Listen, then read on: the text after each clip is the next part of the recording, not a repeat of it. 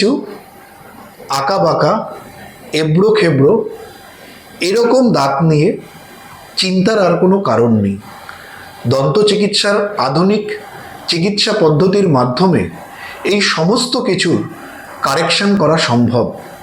আপনারা দেখবেন দুধে দাঁত থেকে যখন পার্মানেন্ট দাঁতগুলো ওঠার সময় হয় একটি বাচ্চার, সেটা যদি নির্দিষ্ট সময় না হয় এবং দুধে দাঁতগুলো যদি নির্দিষ্ট সময়ের আগেই পড়ে যায়, সেক্ষেত্রে পার্মানেন্ট দাঁতগুলো নিজের জায়গায় না এসে অন্য জায়গায় ছড়িয়ে ছিটিয়ে আসে। সেক্ষেত্রেই দাঁতগুলো আঁকাবাঁকা সামনে পেছনে দেখা যায় এবং সেক্ষেত্রে বাচ্চাদের একটা সাইকোলজিক্যাল প্রবলেম হয়। এটা নিয়ে বিভিন্ন গবেষণা আছে এবং এটার অন্যতম যে কারণ বললাম, টাইমের মিসম্যাচ। দুধ দাঁত এবং পার্মানেন্ট দাঁত তাদের সঠিক পরিচর্যা এবং সেটাকে রক্ষণাবেক্ষণ, এটি না হলেই গোলমাল। কিন্তু এই গোলমাল থেকে আমাদের মুক্তি পাওয়ার উপায় আছে।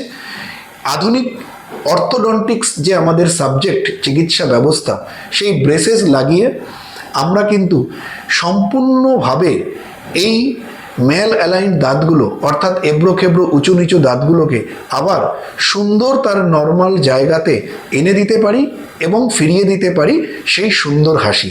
তাই চিন্তার কোনো কারণ নেই, এই আঁকা বাঁকা দাঁত নিয়ে থাকারও দরকার নেই। দন্ত চিকিৎসকের পরামর্শ নিলেই আপনি আপনার সুন্দর হাসি আবারও ফিরে পাবেন।